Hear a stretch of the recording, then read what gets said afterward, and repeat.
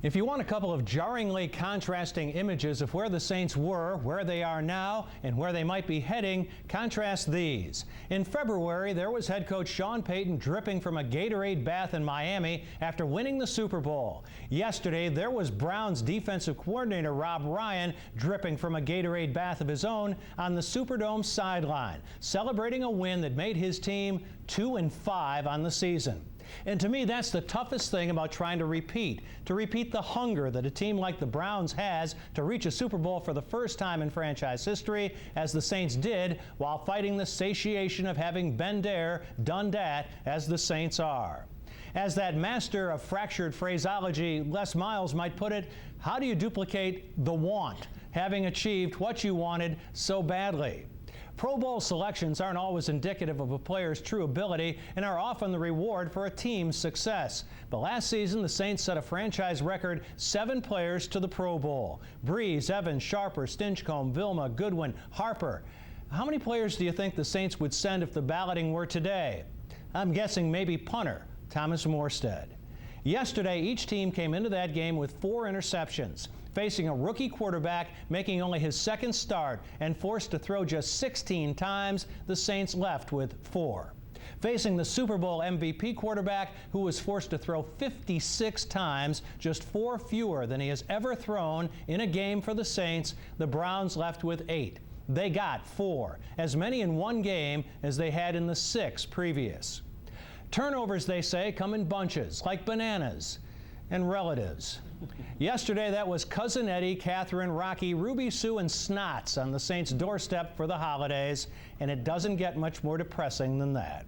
It was a stunning reminder of the bad old days, long removed, quickly remembered, achingly recalled. A 2-touchdown underdog beating you, a former teammate having a career day against you, fans booing, departing early, the dome nearly vacant when the final gun sounds to end a 13-point loss that wasn't that close. The better team didn't win yesterday. The hungrier team did. The Saints have been to the Super Bowl smorgasbord and are still satisfied while digesting the emotions we all gorged ourselves on. The Browns, along with the Texans, Lions, and Jaguars, have been thrown the scraps that go to those who have never been there. The Super Bowl champions got chewed up pretty badly yesterday by a team that isn't even close to going for the first time. And maybe because we're so full, that makes it even tougher to swallow. And our fan chat comes up on ABC 26 Sports with sports director Ed Daniels.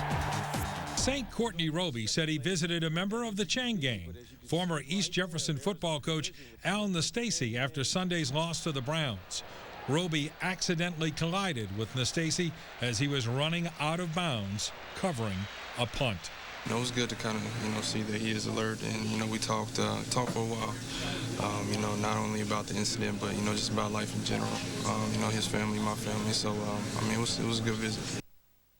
The Saints ship may not be taking on water yet, but it is definitely listing.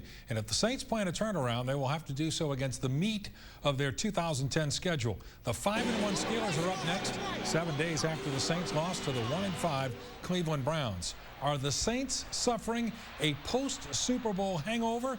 Here's Drew Brees' take. Maybe we've put, a little too much pressure on ourselves. I think we're all in the midst of trying to put our finger on exactly what's going on. Drew Brees has thrown 10 interceptions this season. Last year, he threw 11. The Saints forget to block, and a former Saint with nothing but high praise for us, all in tonight's breakdown. The Saints have many offensive issues. One is pass protection. Number 99, former Saint Scott Fujita, beat Saints tight end David Thomas and sacked Drew Brees. Later, guard Carl Nix missed on a simple twist. The Browns' outside end rushed inside. He was Nix's responsibility. Drew Brees paid for Nix's mistake. Fujita is a class act. When he made a big play against the Saints, his celebration was definitely muted. Scott Fujita said he will always be a fan of New Orleans and the Saints. And I have no hard feelings toward this team or the city whatsoever. To me, it was just great to come back, and I wanted to win a game because we came into this game 1-5, and Cleveland Browns need a win. The Saints special teams were fooled badly, twice by the Browns. On one of the Browns' 2 big special teams plays, Joshua Cribbs hit Eric Wright, who appeared to be headed for a touchdown. But Marvin Mitchell didn't quit on the play and got Wright down. It was a great hustle play from Mitchell. Saints quarterback Drew Brees is approaching a number he'd rather not. He has thrown 10 interceptions, 1 shy of his total from all of last season. And this should have been hit number 5, a throw that hit number 26, Abram Elam, right in the breadbasket. Sunday night's Saints-Steelers game is listed as a picket by the odds makers. Well, during the offseason in the summer, I was often asked if I thought the Saints would repeat. My reply was no, because the NFL isn't set up that way.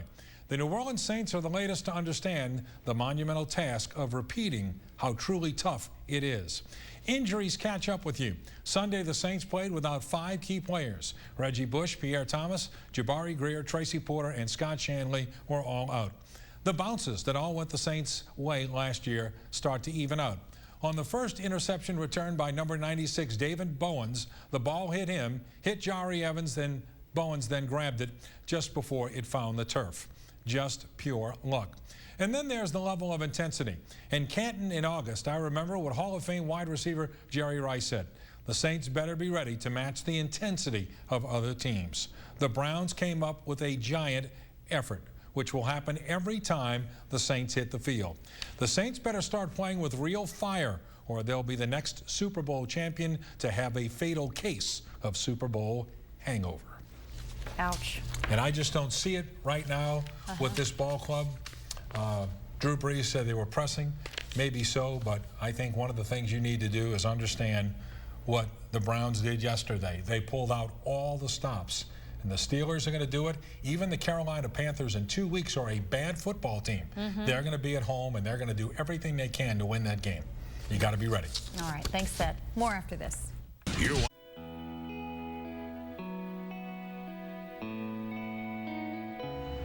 Well, my journey with the Saints began probably when I was 17, 18 years old. My journey began at Tulane Stadium. My journey as a Saints fan started, I bought a motorcycle to go to the game. My journey began in 1982 when I first moved to the city. It's been a roller coaster. It's kind of like with your brother. Sometimes you love him, sometimes you love to hate him. Why am I a Saints fan? It's a passion. If you love the city, you love the Saints. It's New Orleans. I mean, you got to love it. And now we're just going through a little bad spell, but we're going to come back. We're going to come back big. I don't think you give up just because of a couple of losses. That's not a true fan. It's a long season. It's got 16 games, and we got a long way to go. No, it's never over. I will absolutely be a Saints fan for the rest of my life. Any true Saints fan believes. We still believe, okay? And it ain't over yet.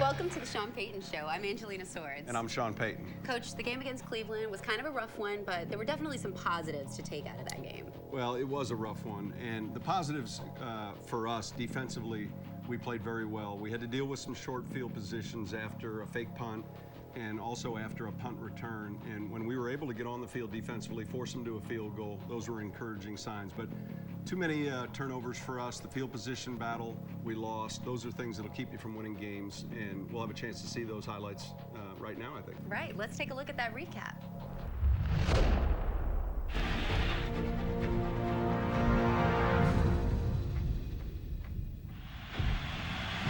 Cribbs has to retreat to his 12 to take it. Going to throw the lateral to the near side of the field. They're wide open at the 20-yard line, up to the 40, 45 midfield, down to the 30, and tripped up at the 20-yard line. After some razzle-dazzle, Phil Dawson puts it up, and he puts it through from 23 yards out. Pitch it left to Hillis, and he will walk into the end zone. Breeze in the shotgun. 3 receivers to the right, Lance Moore to the left. That's the direction Breeze looks and throws an interception. Coming back to the 15-yard line, this is going to be, yes, Scott Fujita. 3rd and 5 at the Brown 34. Browns are blitzing. Breeze going to throw. Lance Moore wide open.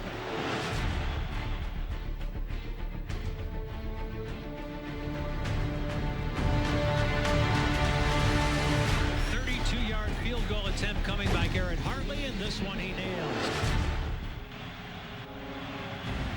Hodges is going to run up the middle and have a great wide opening, take it all the way up to midfield. He's still running. That opened like the Red Sea. Well, again, the Saints are dominating statistically, offensively and defensively, but 2 big plays in the special teams have been the difference in this game thus far.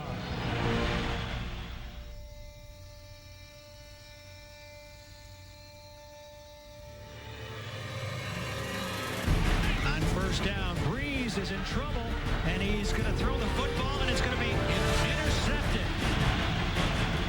All the way in for the touchdown. Browns will blitz Breeze. He can't find anybody to his right. Throws left. David Thomas. He's in. And finally, this high-powered offense is in the end zone for the Saints. Breeze moves up in the shotgun and looks for a receiver, and it's going to be intercepted as he threw over the middle. It's intercepted once more. Walking all the way in from the 20-yard line again is David Bowens. Well, Drew's going to remember this week for a lot of reasons. Probably his most miserable day as a quarterback. With 150 yards on trick plays today. I mean, that's the difference right there. Isn't trick or treat next weekend? With this segment, we're going to take a look back at the Cleveland Brown game at a few key plays.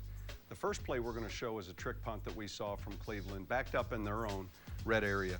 Cleveland's called a fake punt in which their punter, Hodges, is going to let the defense expand and then basically run right through the A-gap here. But the first thing he's taught is to make sure that both of his outside receivers here are doubled. So you'll notice that we have 2 Saint players on our left, or on our right, 2 Saint players here to our left. When he gets that look, and we call that a 6-man box, and if you count the players inside, there's 6 total. 1 right here, 1 here, there's an up back, all right, and then there's 3 other players to the right. We're setting up a return here with the opponent punting from their 24-yard line. When the ball snaps, you'll notice Matt Giordano really shadow to his right, and he's setting up what's going to be a return for us, a wall return for us. The punter takes the snap, he takes his first step, and then he just hits the A-gap. This sets up field position. It's a big swing. It's a turnover technically, because on 4th down, they're able to get the ball back at our 10-yard line. We put a play on here, which is a red zone play for us, and the reason it's on is it was Marcus Colston's first touchdown catch of the year. We end up in a bunch formation, so Lance Moore is down here at the bottom of the screen by himself. We bring a receiver in short motion. You're going to notice Marcus take a wide release and run what we call a baseline route. He's going to be at the back of the end zone. You're going to see the receiver coming in motion run a shallow cross. Dave Thomas is going to arc his release and sit down, trying to get the safety to bite that in cut. And then our halfback right here, Liddell Betts, is going to free release to the left. Pay attention to the safety and the Cleveland defense. Marcus does a good job on his release. You'll notice that Devery Henderson coming underneath, or excuse me, Robert Meacham coming underneath on the shallow cross, takes 2 defenders with him. Drew will see him jump Dave Thomas's route, and right in behind is Marcus Colston on this baseline. You can see the window open up. Drew does a good job of getting it over the underneath defender and giving it to Colston for a touchdown. Those were 2 key plays in the game, the punt, and we also had another punt return, throwback, a throwback to the quarterback. All those plays were opportunistic for Cleveland in helping them with the victory. Up next, offensive tackle Zach Streif cooks up something big on his day off. Chef Dude, you know I like to cook. Yes, indeed. The Sean Payton Show is brought to you by Crystal Clear Imaging, Sign Solution Specialists. Home Depot, more saving, more doing. That's the power of Home Depot. Hollywood Trucks, the #1 choice for entertainment transportation. Carrollton Tech, a leading provider of network services and website development. And the Voodoo Music Experience Halloween weekend. Worship the music.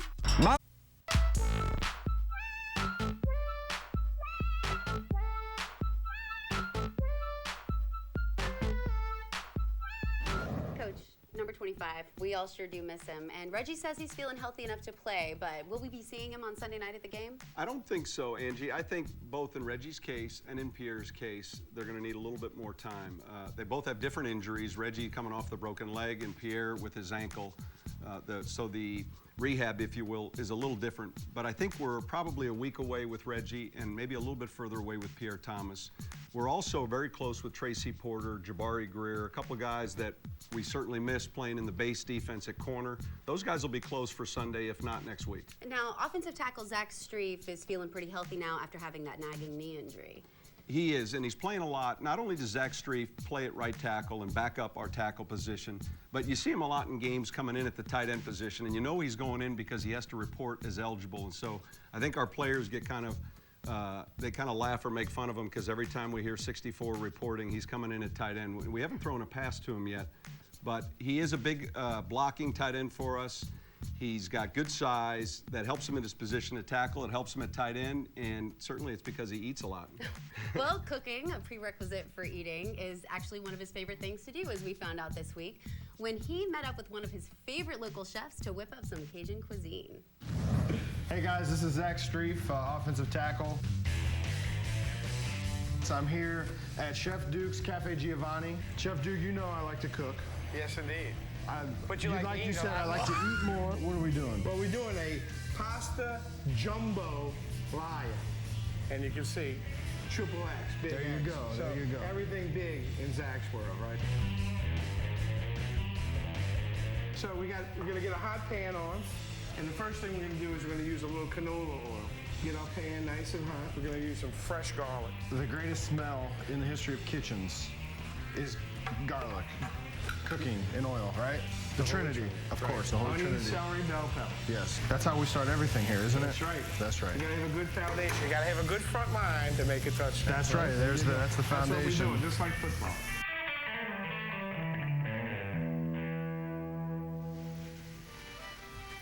A little blacking season, it doesn't matter. A little granulated garlic and some lemon pepper. Delicious.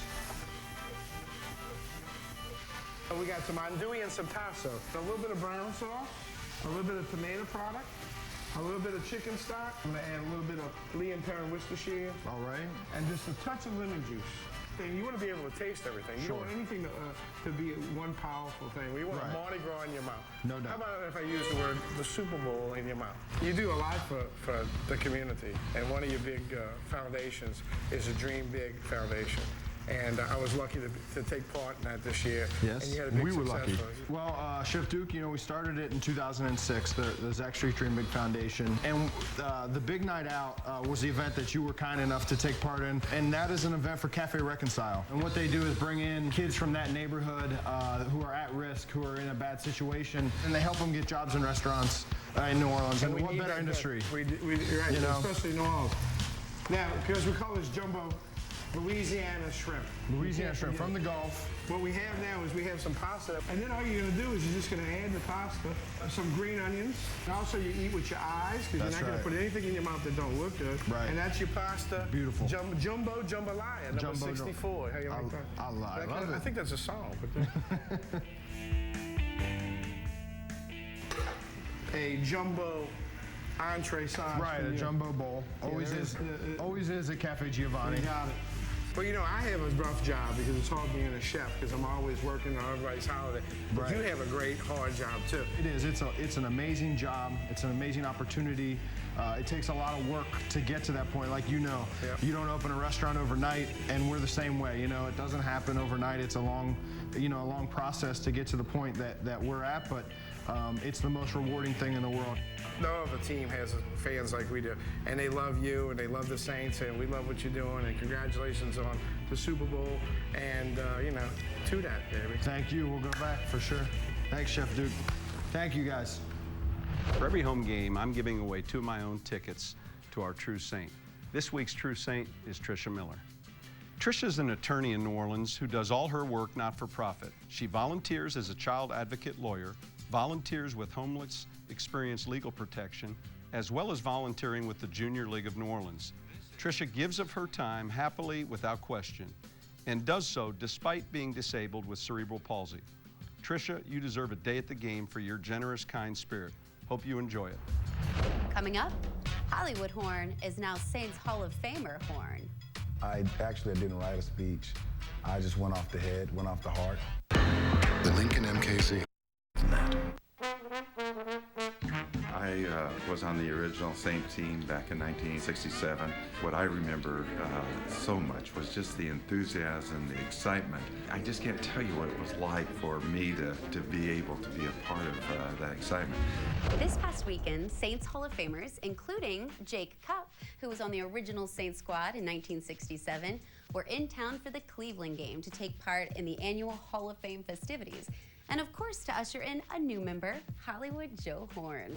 Years removed from his playing days as a Saint, he is back in New Orleans on a Monday in August to help launch a video game. But for a former wide receiver nicknamed Hollywood Horn, this day is more than a media appearance. It's a homecoming. All right. Yes, ma'am. Congratulations, Super Bowl. That's okay, baby. Thank you. Me riding on that float, I kind of took myself through if I was there during the Super Bowl. And the people that came, even the people that was there, that probably didn't even know I was going to be on the float. That was the most exciting part, because it was some people that were walking and that were big-time fans. They'd be like, oh, the Madden game. And then when they see me, would actually drop their drink and come and follow the float. That was important to me. That was very important to me.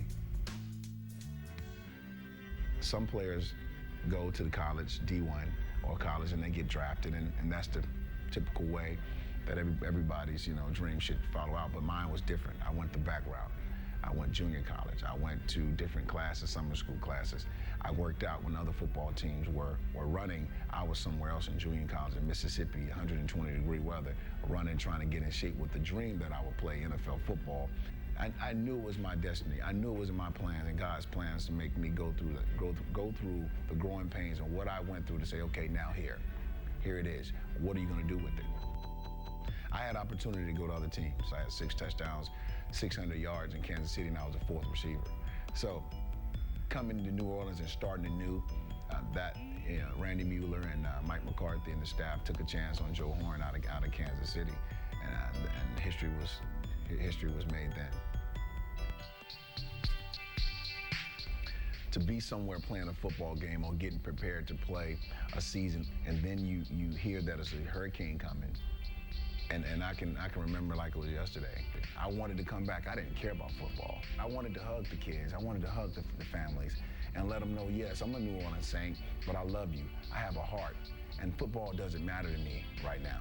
I don't care if they cancel the season, because our focus and our priorities should be the city of New Orleans and these fans right now. And once I got there and realized that they wanted us to win, it blew me away to hear them still say, go to Carolina, y'all win. That's all we care about. And I knew, that's when I really knew how much the Saints meant to this city. That was my Super Bowl. And I heard from some players that played in the Super Bowl before that was at the game, watching. He said, Joe, the noise, the hoopla surrounding it, man, it didn't have Super Bowl on that game against the Falcons.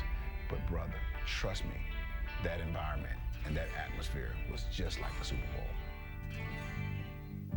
My favorite moment as a Saint was when they won the Super Bowl. Man, I think a lot of people won't believe that because of how I left, because of what was said. But to see the fans and to see the enjoyment that they were having because I was here during Katrina. So when the Super Bowl run was happening, I was like, okay, this is good, this is great for the city. So every time I seen a Saint fan, I was like, you deserve that. That's when I sat on the bed and I was holding my son and I was like, son, that's destiny. He is at home here in the Big Easy. The city is part of him, part of his heart. And now he is officially a piece of its history. I am not that big on speeches. I didn't write a speech.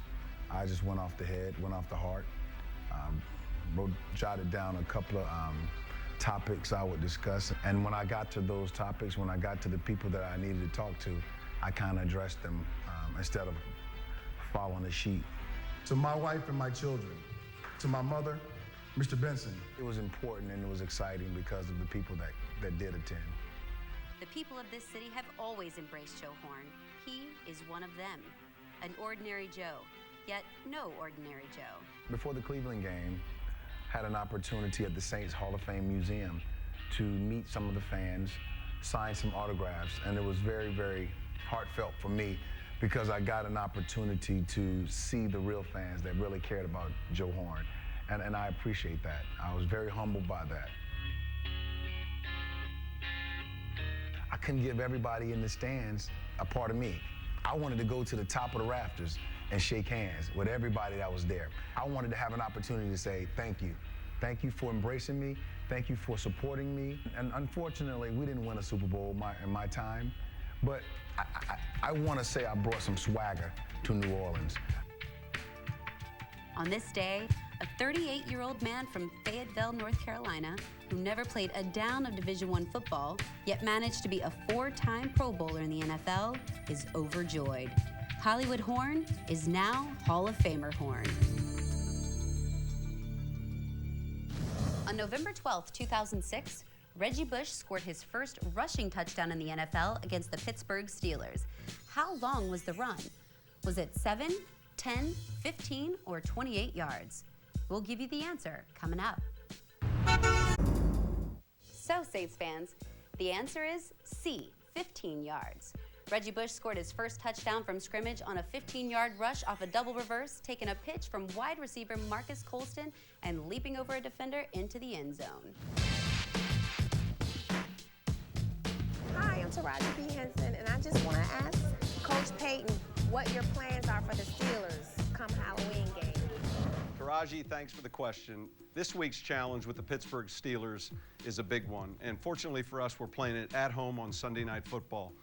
With the Payton's plan, I want to review a few things that I think our fans will have a chance to see, specifically regarding the Steelers personnel. The first player we want to talk about is defensive back Troy Polamalu for the Pittsburgh Steelers. We're going to have a chance to see Troy Polamalu here match up against the Tennessee Titans on a red zone play. And the Titans are lined up in a bunch set. They're going to take their tight end and run him on an inside route. Normally in this formation, you would think Polamalu was playing a zone coverage. But watch how he carries this route and fools the quarterback for an interception. So I'm going to freeze this angle right here.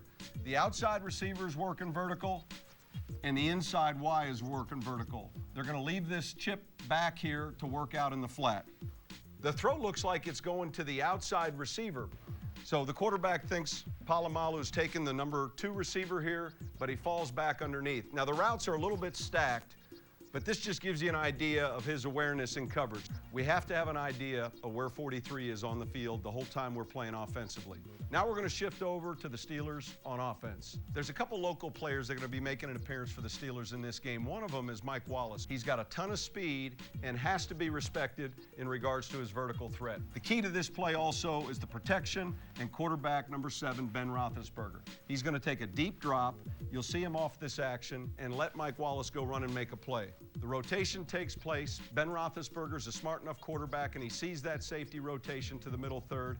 Once that happens, he's got matchups outside with two go routes. All he wants to do is move this safety just a little bit so he can throw the go route outside to his left and really put enough air under it so Mike can go make a play. Those are just a couple of Pittsburgh's big playmakers. Troy Polamalu on defense, Ben Roethlisberger, Mike Wallace. We're looking at Hines Ward as well, the other receiver. All these players for the Steelers will be important in this week's Payton's plan. Coach, in the trivia question, we mentioned the Steelers, and the last time we played them was actually back in 06. 2006, with an AFC team, you only get to play them once every 4 years, and it was later in that season in 2006, and it was a hard-fought game. But this coming game Sunday night, they're entirely two different teams. This is a team, Pittsburgh, that's playing exceptionally well on defense. Ben Roethlisberger's back on offense, leading their rushing attack and passing attack, and in the kicking game, they're a threat. So we've got our work cut out for us. The good news is we're playing this game at home on Sunday night, Halloween night. I know our fans will be there, and it should be a great atmosphere. It is. It's going to be an exciting game. All right, Saints fans, happy Halloween. Be safe, and we'll see you at the game. We'll see you next week.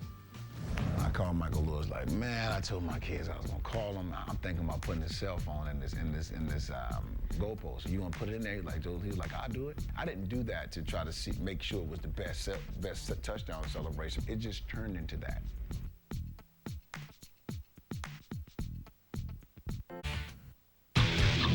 Coming up on Saints Game Plan.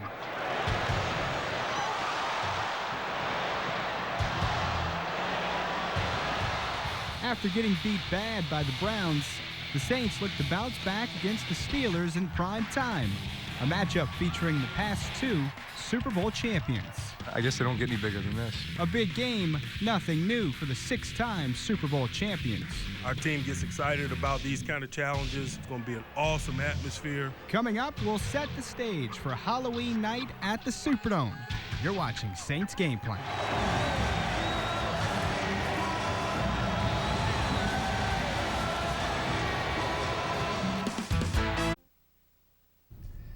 It was like old times last night for the Saints in the Superdome, huh? Best atmosphere, I think, of the year for a lot of reasons. The Saints were back in black for the Steelers last night, and their fans were back solidly, enthusiastically in their corner. Primetime, Halloween, only game of the night all day to get ready for it. New Orleans looking to validate its image as the best party town in the country.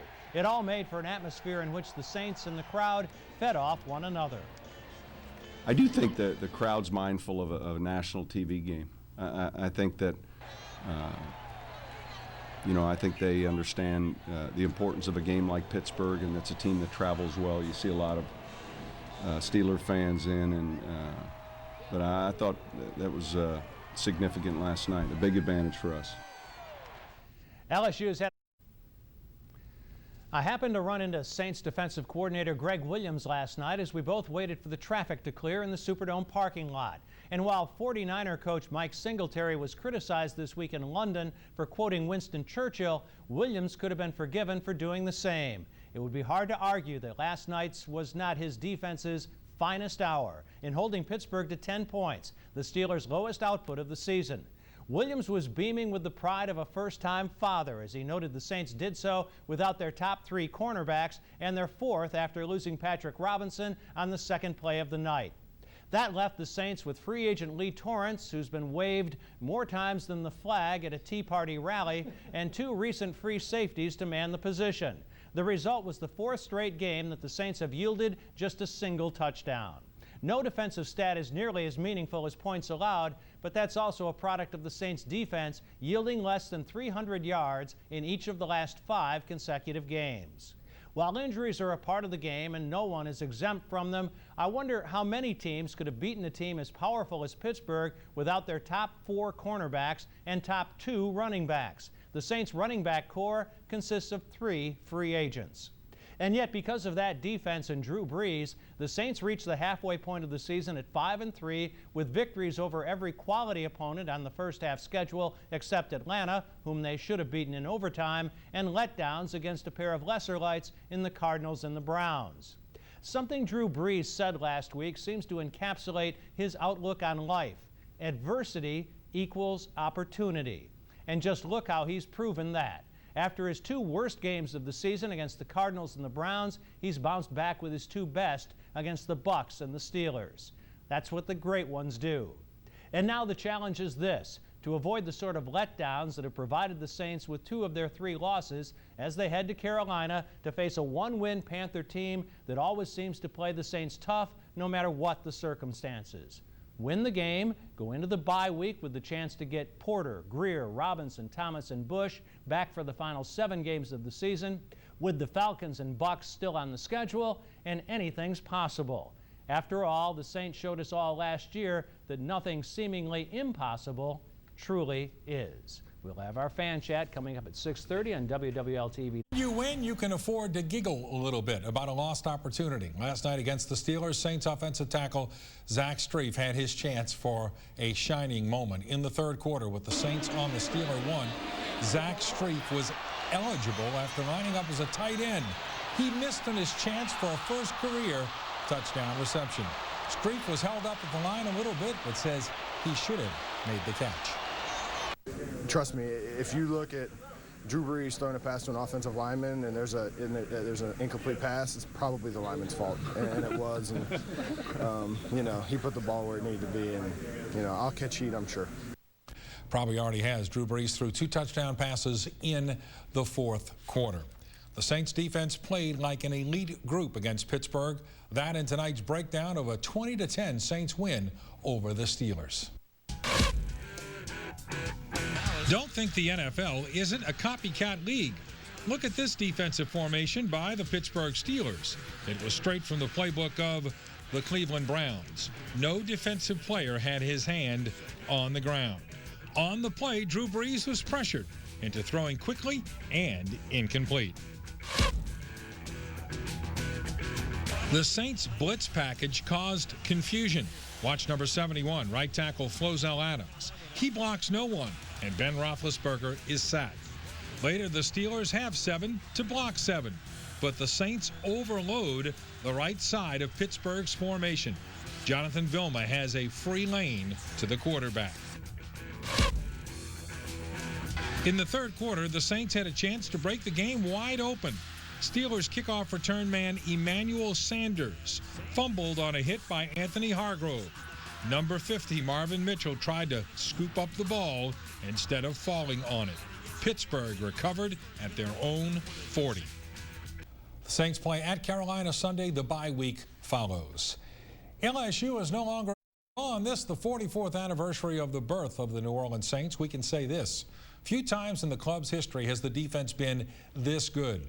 Without their starting corners, Jabari Greer and Tracy Porter, the Saints held Pittsburgh's Ben Roethlisberger to 17 of 28 passing for 195 yards. Roethlisberger's longest completion was 25 yards. His quarterback rating was a measly 66.8. The Saints are 3rd in the NFC in points allowed. They have done this despite not having Darren Sharper for the first 6 games.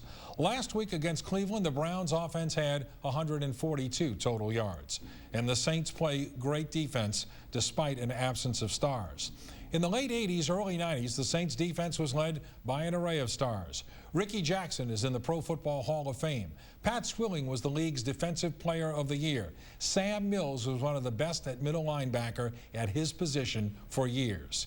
It would be unfair to call this group overachievers.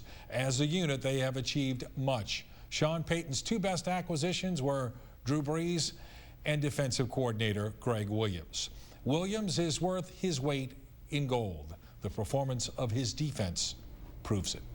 It was fun to watch him last night. You know what? When you're on the 6-inch line, the Pittsburgh Steelers are, and I really think they should have gone for the quarterback sneak on the first play, but they didn't. Regardless, unbelievable defensive stand by the Saints. And then, after Brees throws the interception, Pittsburgh's got the ball again deep in Saints territory. Saints hold them to 3 yards, and then Pittsburgh misses a field goal. I mean, that was special stuff. Good stuff. Yep. Thanks, Ed. More after this. We get back on track and maybe talk a little football. That's right. Actually, we're going to talk about the Saints Hall of Fame, which has a new member, J.Horn. He was inducted this October and ranked 2nd on the team in history with more than 7,600 yards receiving. He ranks 1st all time with 50 touchdown catches. Horn played here for 7 seasons, but kind of left on a bad note with Coach Sean Payton. But he says that's all behind him now. It's water under the bridge now. I came back earlier. Me and Sean talked and we have our ties back strong again, and it made me feel good coming back into the city again, knowing that everything is okay. The Super Bowl is here. The Saints have the Super Bowl, and to come back and to be honored is awesome. I'm very humbled by that. Okay. Here's a list of some of the other inductees into the Saints Hall of Fame. Morton Anderson got in last year. Also Willie Rope. Our co-host, Coach Jim Mora, was inducted in 2002. And some players that you coached, Coach: Bobby Hebert, Pat Swilling, Dalton Hilliard, Sam Mills, and Ricky Jackson, all in the Saints Hall of Fame. What do you guys think of the Saints Hall of Fame? I think there's only about 5 or 6 NFL franchises that have their own individual Hall of Fame. Let's start with Brad. You played for Coach Mora and with all of the guys we just listed. Oh, yeah, with all of it. I think it's wonderfully appropriate for this city, whose fan base really supports the team, and it's great to have a Hall of Fame here. I think it's great that Coach Mora is in it. I had a chance to see Stan Brock, who came back to town this week, and Jimmy Wilkes, and Tom Dempsey was out there, and Ricky Jackson. So a lot of guys, brings a lot of guys together. It's fun for the players because we don't often have an opportunity to get together and spend as much time as we do on this particular weekend. So it's a lot of fun. And Kenny Trahan does a great job running. I know Coach probably wants to echo that at some point, but Kenny Trahan does a great job running that Hall of Fame organization. Well, one of the reasons we won a lot of games because we had all those good players that made the Saints Hall of Fame. And that's what you need to do to win. But I have to give a lot of credit to Kenny Trahan, who heads up that Saints Hall of Fame, because I think it's done in a first-class way. Nothing other than top-of-the-mark, class that it's done. And they always get a good crowd for the induction luncheon. They have a deal the night before where all the former players come back at the Saints Hall of Fame Museum. And then, of course, you're honored on game day. But I remember when I got in, that the thing that impressed me the most was at halftime of the game, we rode around the stadium in a open car, and I was concerned about what kind of a reaction I was going to get from the fans, because my last couple of years here, we weren't very successful. We struggled a little bit. And when we came back here in 2001, when I was coach of the Colts, I got booed by the fans here in New Orleans when I came out on the field. So I'm going, how are they going to respond at halftime of when I got into the Hall of Fame? And I went around that stadium, and they were cheering and clapping, and I saw people standing up, way to go. And I started crying. I got tears in my eyes, and it was really a thrilling time for me. It was exciting. And again, I think I agree with you guys. The Hall of Fame is a tremendous experience. If anybody hasn't experienced it, they should go and see it, because it really is a great history and learning experience for any true Saints fan. At the Saints facility out there, they have in the hallway, they have big pictures of a lot of the Hall of Fame members. They definitely do. They do. Have a very nice picture of you. Thank you, Sheila. Yeah, it's not bad. Stay with us, everybody. Ken, for 42 years, a guy that you know very well, J.Romig, has been the melodious voice in the ears of Saints fans at first Tulane Stadium and now the Superdome. And when Romig calls the games from the booth at the Superdome, you could say he feels right at home. It's a voice that's unmistakable. First down, Saints. And for 4 decades, his calls have given Saints fans chills. J.Romig is a stadium announcer for the Saints home games. The secret to his longevity, having a passion for what he does. I love football. I love the Saints. And win or lose, this is my home. And I want to be a part of it. And thank God I've been a part of it for 42 years now. Like the players he talks about. Good raise, passing complete. David Thomas. Romig, too, has a pregame routine. Once he gets to the stadium, Romig spends about an hour getting familiar with the names and numbers of the players on both the home and visiting teams. But while he's the front man, Romig will be the first to admit this isn't a solo act. In fact, you may call what happens in this room on the 3rd floor of the Superdome a family affair. Gain of 6. That's Romig's daughter, Mary Beth. She handles statistics and works as a spotter. A few feet away sits Jerry's son, Jay. He controls the scoreboard. It's really special being up here. We have a neat group up here. Dad announcing, my sister, Mary Beth, is his spotter. Brother Francis, who was an English teacher at Brother Martin when I was first started there. He's been a family friend. He's with one of the brothers. They're brothers to Sacred Heart. He's a spotter. It's a little family connection up here. And everybody in this booth is sort of family to us. As a family, we stick together through thick or thin. And the last couple of years, it's been thick. At 80 years old, J.Romig is well past the age when most people retire. But Romig has no plans on leaving the booth anytime soon. And when he does get the call to stop calling the game, Romig says it will come from the ultimate higher up. No, he'll be here forever. But he loves it, and I hope he can stay. Hope he can see us maybe get 2 or 3 more Super Bowls. So as long as I have a voice, and I want to be a part of this program for this long, long time. Clausen's pass incomplete.